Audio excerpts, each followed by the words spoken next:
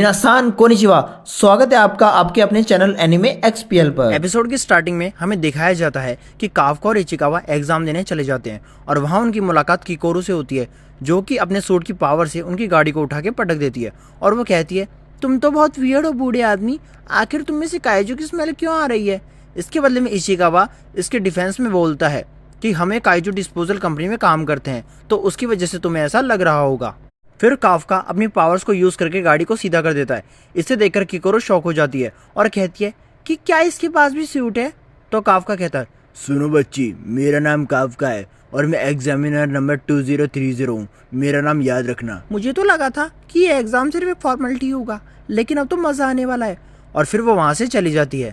फिर इचिकावा कहता है, सर क्या आपको ऐसा नहीं लगता कि आपने अपनी पावर्स का कुछ ज्यादा इस्तेमाल कर दिया है। ये कितना कूल है ना कि मैंने अपने सिर्फ उसी पार्ट को कन्वर्ट किया जिसकी मुझे जरूरत थी, और तो और उसे कोई देख भी नहीं पाया। तभी वहाँ पे सोल्जर्स आ जाते हैं और उनसे जाके टेस्ट देने के लिए कहते हैं। फिर वो चले जाते हैं और काफका मन में सोचता है कि ये मेरा लास्ट चांस है, मैं हार नहीं मान सकता। फिर हमें दिखाया जाता है कि टेस्ट स्टार्ट हो चुका होता है और काफका की बॉडी परफॉर्म ही नहीं कर पा रही होती है। तो काफका कहता है कि ये मेरे साथ क्या हो रहा है, मेरी बॉडी के साथ क्या हो रहा है। मैंने तो बहुत ज्यादा ट्रेनिंग की थी और ये मैं तो काफी फिजिकल वर्क भी करता हूँ। तब हमें कुछ टाइम पहले का सीन दिखाया जाता है जहाँ काफका कहता है, सेकंड स्टेज दो पार्ट में डिवाइड है, जिसमें एक फिटनेस टेस्ट है और दूसरा एप्टीट्यूड टेस्ट।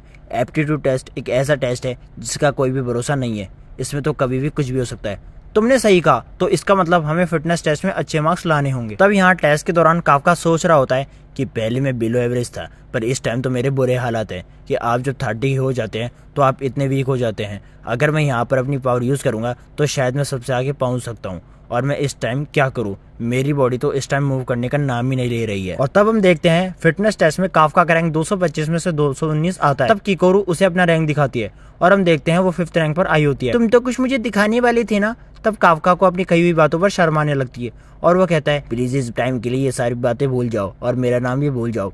तो इचिकावा कहता है, शुक्र है आपने अपनी काइजू की पावर यूज नहीं की। तब काफका कहता है, मैंने यहाँ आने के लिए बहुत मेहनत की है, तो इसलिए मैं नहीं चाहता कि मैं पावर यूज करके चीटिंग करूँ। वैसे मुझे लगा था कि ये सब कुछ कहना कितना कूल होगा, पर मुझे तो पावर यूज कर लेनी चाहिए थी। मुझे तो टेस्ट को ट्राई किए हुए भी काफी साल हो चुके हैं, जिस वजह से मेरी फिजिकल फिटनेस बिल्कुल भी 0 हो चुकी है। पर आपका जो रैंक आया है उसके आने का सिर्फ एक रीजन नहीं है। तब यहाँ शोशिरो मीना से कहता है, ये इस बार के एप्लीकेंट की लिस्ट है और ये बहुत ज्यादा इंटरेस्टिंग लग रही है, पर मुझे नहीं लगता कि आपको काइजू को मारने के अलावा किसी और चीज में इंटरेस्ट होगा। तब मीना काफका की फोटो देखकर कहती है, मैं सुनना चाहती हूँ, तो बताओ आखिरकार वहाँ पर चल क्या रहा है। और तब वो वहाँ के सारे कैंडिडेट्स के बारे में बताने लगता है। और फिर सीन चेंज होता है और इचिकावा यहाँ पर कहता है, ये पहला पर्सन है इजू, जिसने टोक्यो न्यूट्रलाइजेशन यूनिवर्सिटी में टॉप किया है और इसका फिटनेस रैंक 2nd आया है। और उसके बाद है फुरुहाशी, जो कि अपनी पावर से भरा हुआ है और इसका फिटनेस रैंक 3rd आया है।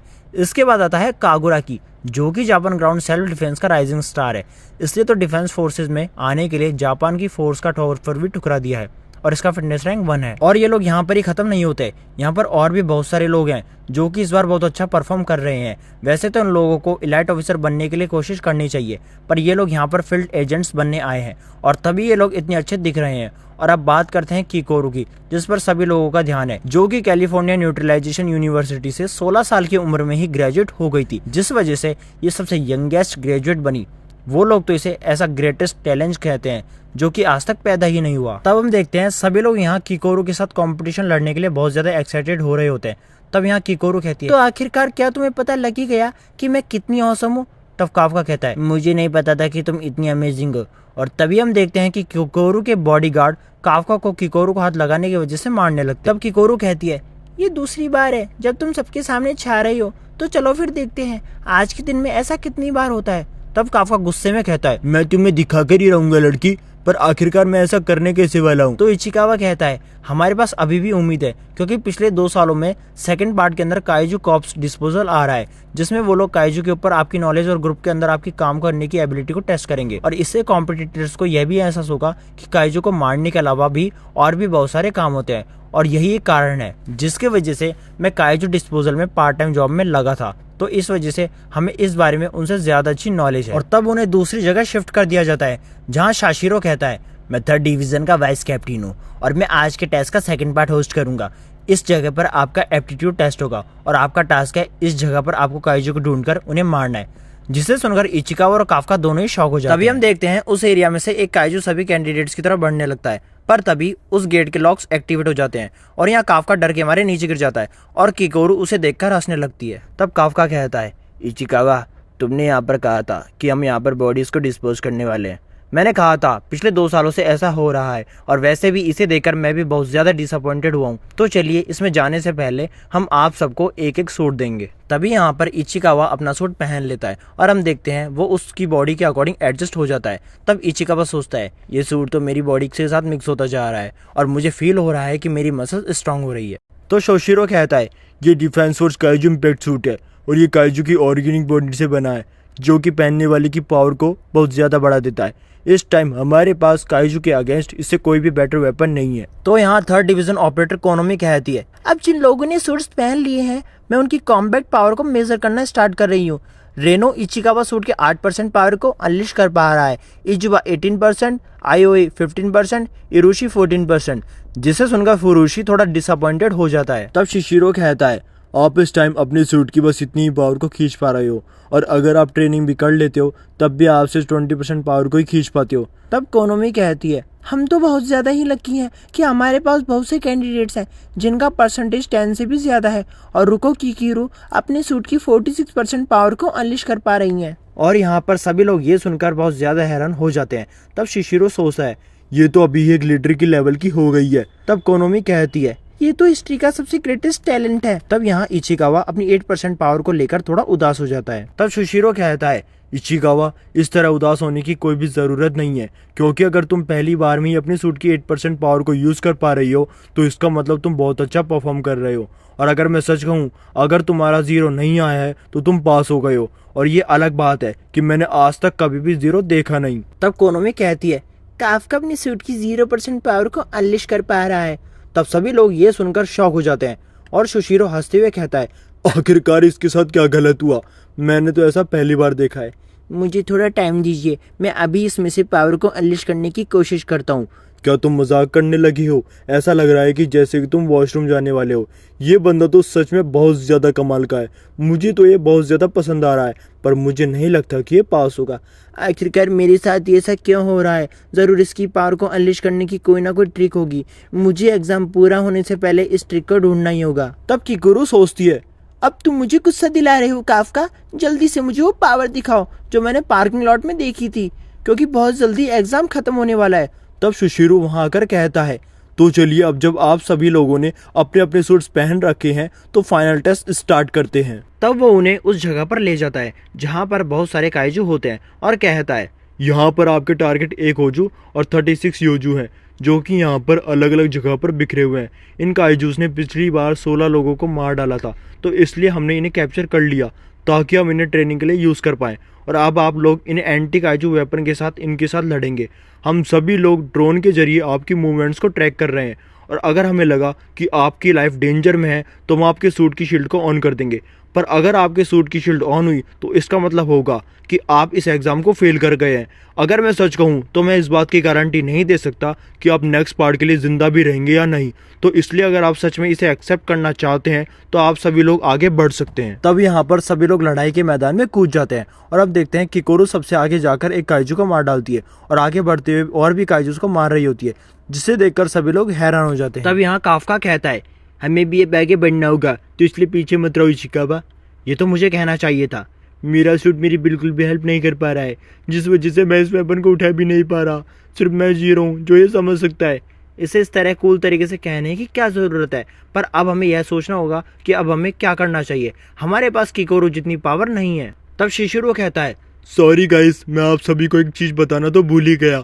आज इस टेस्ट को देखने 3rd डिवीज़न की कैप्टन मीना आशिरो आई है, तो इसलिए अच्छे से परफॉर्म करिएगा। तो मीना का नाम सुनते ही काफका को अपना वादा याद आता है और वो सोचता है, किससे फर्क पड़ता है कि मैं 0 पर हूँ या नहीं, मुझे शांति से सोचना होगा क्योंकि ये मेरा आखिरी चांस है। इशिकावा, तुम्हें क्या लगता है हम पर ड्रोन से नज़र क्यों रखी जा रही है? शायद आप सही सोच रहे हैं, क्योंकि अगर उन्हें यही चेक करना होता कि कितने काइजू मरे हैं तो वो लोग सिर्फ सेंसर की मदद से भी तो कर सकते थे। तुमने ये सही कहा, ये लोग सिर्फ हमारी एबिलिटीज़ को चेक ही नहीं कर रहे, बल्कि ये भी चेक कर रहे हैं कि हम लोग सिचुएशन के अकॉर्डिंग कितनी जल्दी एडजस्ट हो जाते हैं। तो इसका मतलब जैसे कि हम सामने से नहीं लड़ सकते तो हमें बाकी अटैकर्स की मदद करनी चाहिए। और तब वो लोग वहां पहुंच जाते हैं जहां इजोमो और आयोई एक काइजू को गोलियां मार रहे होते हैं। तब काफका उस काइजू को देखकर सोचता है, ये तो वही काइजू है जिसे हमने लीडा क्लीनर के साथ मिलकर साफ किया था। तो अब मुझे समझ में आया कि इन्होंने हमें इतने सारे इक्विपमेंट्स क्यों दिए हैं। और तब वो उस काइजू की तरफ ग्रेनेड स्टेन फेंकने लगता है, जिस वजह से उस काइजू के कान में दर्द होता है। तब काफका कहता है, इसकी आंखें कमजोर है पर इसके सुनने की कैपेबिलिटी बहुत अच्छी है, तो इसलिए आप ऐसा करके इन्हें बहरा बना देते हैं तो इन्हें टारगेट करना बहुत आसान हो जाता है। और अब जल्दी से इसके पेट पर हमला करो। काइजू के पेट की स्किन बहुत ज्यादा कमजोर होती है। तो इजोमो और आयोई काफका की बात सुनकर वैसा ही करते हैं, जिस वजह से वो उस काइजू को हरा देते हैं। और तभी इजोमो काफका का शुक्रिया अदा करता है और यहाँ काफका और इचिकावा और काइजूस को ढूंढने निकल जाते हैं। तो इचिकावा कहता है, आखिरकार हमने कर ही दिखाया। तुमने सही कहा, हमने अनगिनत काइजू की बॉडीज को डिस्पोज किया है और हम ही है जो उन्हें अंदर और बाहर अच्छे से जानते हैं। मैं ये कर सकता हूँ, मुझे यहाँ पर काइजू की पावर को यूज करने की कोई भी जरूरत नहीं है। अगली बार स्टन ग्रेनेड मैं फेंकूंगा। तो इसलिए आगे बढ़ते हैं। और तभी हम देखते हैं काफका पर एक काइजू हमला कर देता है और उसे उड़ाकर दूर फेंक देता है। तो यहाँ कोनोमी कहती है, काफका को बहुत सारी चोटें आई हैं और अब ये आगे नहीं लड़ पाएगा। तो यहाँ शिशिरो काफका की शेड को एक्टिव करने के लिए कहता है।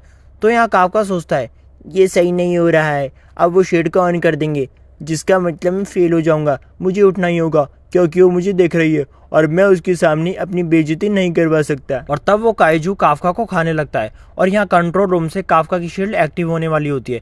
तो शिशिरो सोचता है, मुझे लगा ही था कि यही सबसे पहले यहाँ से बाहर निकलेगा।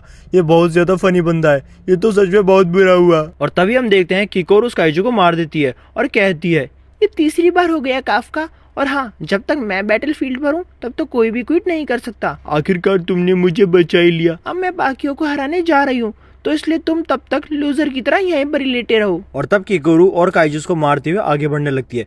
तब फुरुशी कहता है, आखिरकार ये इतनी ज्यादा ताकतवर क्यों है और क्या इसके पास भी वही इक्विपमेंट है जो हमारे पास है। तब आयु सोचता है, तो क्या कॉम्पैक्ट पावर को अनलिश करने से इतना ज्यादा डिफरेंस आ जाता है। तब यहाँ काफका उठने की कोशिश कर रहा होता है पर वो उठ नहीं पा रहा होता। तो शिशिरो कहता है, काफका, हम तुम्हारे वाइटल्स के अंदर इरेगुलरिटीज देख रहे हैं, जिसका मतलब तुम्हारी बॉडी के अंदर मल्टीपल फ्रैक्चर हुए हैं, शायद ऑर्गन भी डैमेज हो सकता है। क्या इसका मतलब मुझे हार मान लेनी चाहिए? पर मैं ऐसा नहीं कर सकता क्योंकि अभी मेरा चांस है। तभी उसे याद आता है कि वो अपने सूट की पावर को अनलिश ही नहीं कर पा रहा है और उदास होकर सोचने लगता है, अब मैं उसके सामने नहीं खड़ा हो पाऊंगा और सिर्फ टैलेंट ही जो पास हो सकता है। एग्जाम प्रोक्टर होने के नाते मैं रिकमेंड करूंगा कि तुम इस कंपटीशन से बाहर आ जाओ, क्योंकि जो शील्ड है तुम्हारे सूट में वो तुम्हें हमलों से नहीं बचा पाएगी। मैं हूँ जो कि डिसाइड करेगा कि मुझे हार माननी चाहिए या नहीं। मैं चाहे सपने देखने के लिए थोड़ा बूढ़ा हो गया हूँ और मैं जानता हूँ कि मैं बेवकूफ़ की तरह दिखता हूँ, पर मैंने डिसाइड कर लिया है कि अब मैं यहाँ पर अपनी पूरी ज़िंदगी दांव पर लगा दूंगा और दोबारा से अपने ड्रीम्स का पीछा करूंगा। इस टाइम चाहे जो मर्जी हो जाए, पर मैं हार नहीं मानूंगा। और तभी हम देखते हैं कि वो अपने सूट की 0.01% पावर को ही अनलिश कर पाता है और इसी के साथ ये एपिसोड यहीं पर ही एंड हो जाता है। तो दोस्तों, आपको ये वीडियो कैसे लगी कमेंट करके बताएं और अगर वीडियो अच्छी लगी हो तो लाइक एंड शेयर करें और अगर आप हमारे चैनल पे नए हैं तो हमारे चैनल एनीमे XPL को सब्सक्राइब करें। तो मिलते हैं आपसे नेक्स्ट वीडियो में एक और मजेदार और एक्शन से भरी वीडियो के साथ। Bye bye and stay tuned.